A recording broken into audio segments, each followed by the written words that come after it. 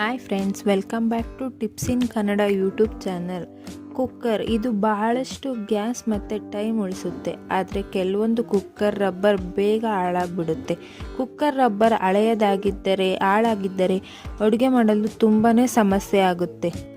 Rubber ಸರಿಯಾಗಿ ಇಲ್ಲವಾದರೆ ಕುಕ್ಕರ್ನಿಂದ ನೀರೆಲ್ಲ ಹೊರ ಬಂದು ಆಹಾರ ಕೂಡ ಸರಿಯಾಗಿ ಬೇಯೋದಿಲ್ಲ. ಕುಕ್ಕರ್ನಲ್ಲಿ ಅಡುಗೆ ಮಾಡುವ ಪ್ರತಿಯೊಬ್ಬರಿಗೂ ಇದು ತುಂಬಾ ದೊಡ್ಡ ಸಮಸ್ಯೆಯಾಗಿ ಕಾಡ್ತದೆ.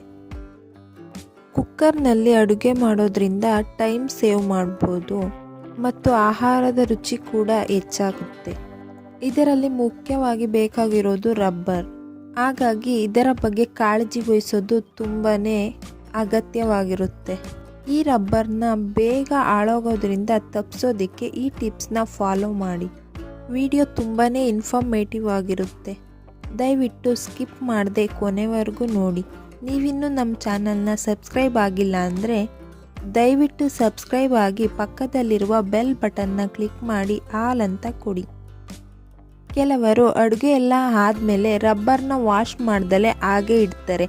ಇದು ರಬ್ಬರ್ ಹಾಳಾಗೋದಕ್ಕೆ ಮುಖ್ಯ ಕಾರಣ ಅಂತ ಹೇಳ್ಬೋದು.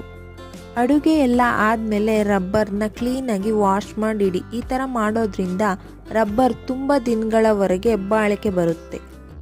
ಕೆಲವೊಂದು ಸಲ ಕುಕ್ಕರ್ ಮುಚ್ಚಳದ ಜೊತೆನೇ ರಬ್ಬರ್ನ ಇಟ್ಬಿಡ್ತೀವಿ ಮತ್ತು ಮುಚ್ಚಳವನ್ನು ಕೆಳಗಾಗಿ ಇಡ್ತೀವಿ. ಇದರಿಂದ ರಬ್ಬರ್ ಮೇಲೆ ಒತ್ತಡ ಹೆಚ್ಚಾಗಿ ಅದು ಬೇಗನೆ ಹಾಳಾಗ್ಬಿಡುತ್ತೆ.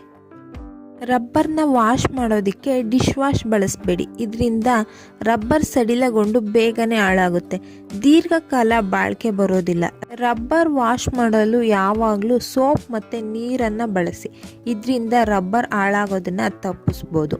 ಈ ಇನ್ಫಾರ್ಮೇಷನ್ ನಿಮಗೆ ಯೂಸ್ಫುಲ್ ಅನಿಸಿದ್ರೆ ದಯವಿಟ್ಟು ಲೈಕ್ ಮಾಡಿ, ಫ್ಯಾಮಿಲಿ ಫ್ರೆಂಡ್ಸ್ ಜೊತೆ ಶೇರ್ ಮಾಡಿ, ನಮ್ಮ ಚಾನಲ್ನ ಸಬ್ಸ್ಕ್ರೈಬ್ ಆಗಿ. Thank you for watching friends.